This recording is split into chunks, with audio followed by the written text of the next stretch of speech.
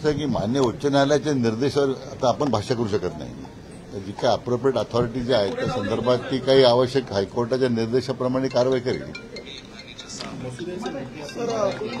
तुम्ही एक कच्चा मसुदा पाठवलेला आहे, नेमकं या नाही, आमच्या उपसमितीने जे काही मुद्दे उपस्थित झाले होते आम्ही गेले 2-3 दिवस सातत्याने त्याच्यावर विचारविनिमय करून अंतिम मसुदा तयार केलाय. तो अंतिम केलाय, सगळ्यांनी मान्यता दिली त्या मसुद्याला आणि तो आता आम्ही घेऊन आम्ही मान्य जरंगे पाटलांना भेटणार आहोत आणि त्या बाबतीमध्ये मला असं वाटतं की काही सकारात्मक निर्णय होईल अशी अपेक्षा आहे.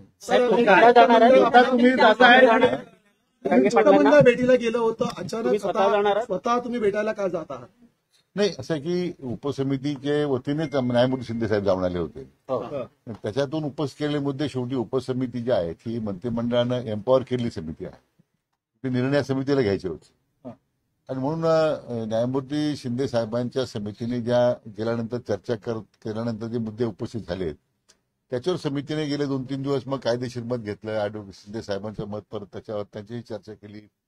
माननीय ॲडव्होकेट जनरल साहेबांच्यावर आम्ही चर्चा केली विस्तारानं आणि मग आता तो त्या ज्या कायद्याच्या चौकटीत बसणारा जो प्रस्ताव होता या संदर्भात आपण तयार केलेला आहे.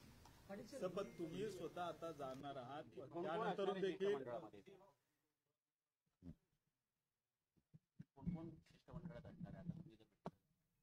आता माझ्या समेत आमचे समिती सदस्य शिवेंद्रराजे भोसले साहेब आहेत, माननीय जयकुमारजी आहेत, गोरे आहेत, माणिकराव कोकटे साहेब ते जॉईन होत आहेत आम्हाला. पण आता हे सगळ्या अचानक घडामोडी सगळ्या घडल्या. बाकी मात्र सगळे सन्माननीय मंत्रिमंडळातील सदस्य या सगळ्या प्रक्रियेमध्ये आहेत.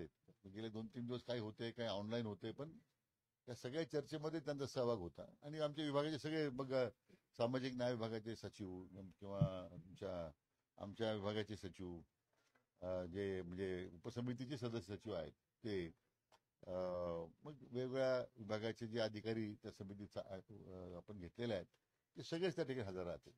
तुम्ही गेल्यानंतर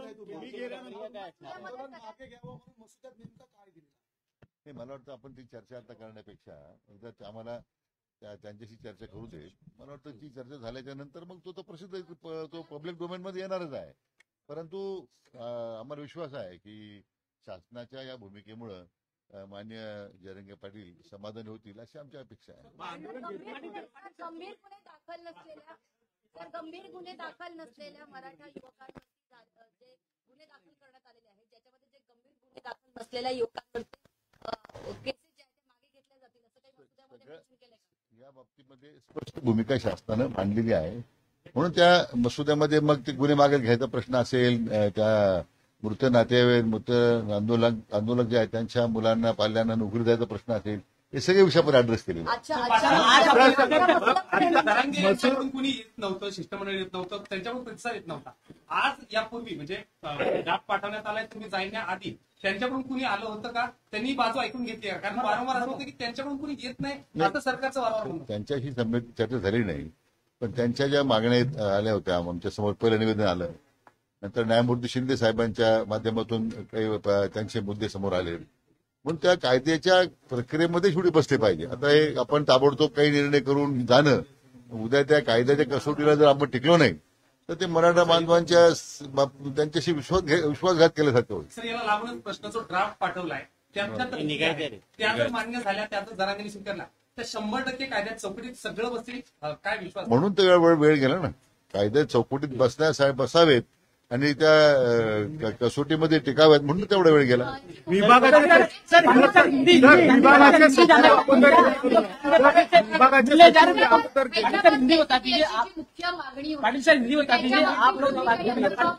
सगळ्या त्यांच्या मागण्यांचा अंतर्भाव त्यात केलेला आहे. विभागाचे आयुक्त अगोदर गेले होते. सर, आगे की प्रक्रिया क्या होगी? नहीं, अभी उन्होंने जो पिटीशन दिया था सरकार को, उसके तहत हमारे समिति ने न्यायमूर्ति शिंदे जी को वहां भेजा था. उनकी भी काफी विस्तारित चर्चा हुई और जो मुद्दे सामने आए हैं उसके ऊपर काफी गौर किया समिति ने.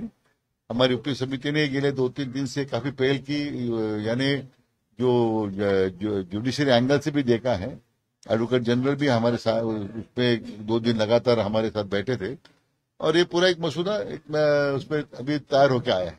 लेकिन जरंगे पाटिल से मिलने जा रहे डेलीगेशन में कौन कौन जरंगे पाटिल और सरकार के बीच में ये पहला शायद अनुभव होगा कि आप जरंगे पाटिल से मिलने जा रहे हैं। नहीं, मुझे हमारा विश्वास, मुझे पूरा विश्वास है कि अतिशय सकारात्मक दृष्टि से सरकार ने ये इस मामले में पहल की है और हमें विश्वास है कि जरंगे पाटिल जी भी सरकार की भूमिका को इसमें स्वीकारेंगे। सर आखिरी सवाल, डेलीगेशन में कौन कौन होगा, मिलने कौन कौन जाएगा? अभी मेरे साथ हमारे मंत्रिमंडल के जो सदस्य हैं, शिवेंद्र राजे भोसले जी हैं, माननीय जय कुमार जी, हमारे विधायक माननीय राणा जगदीश सिंह हैं, मानिकराव जी आए थे मुंबई में। ये अचानक इतनी हलचल हो गई कि सबको बुलाना ठीक, लेकिन आज भी सुबह हमारी जो मीटिंग में सब हमारे मंत्रिमंडल के सहयोगी ऑनलाइन मौजूद उपस्थित थे और सबका मैं खुशी है इस बात की कि एक सर्वसम्मति से इसको अभी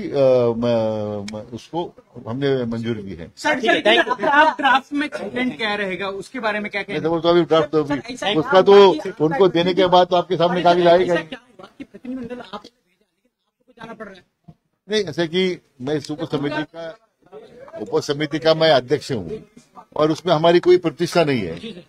जो मांगे मराठा आंदोलन ने रखी उसके ऊपर तो मेरा कोई प्रतिष्ठा का प्रश्न मैं नहीं कर रहा हूँ। अंतिम लोग अपने अधिकार के लिए लोग आंदोलन कर रहे हैं तो उनको उनके सामने जाना और उनसे बात करना, तो मैं तो समझता हूँ कि हमारा कर्तव्य बनता है। सर जो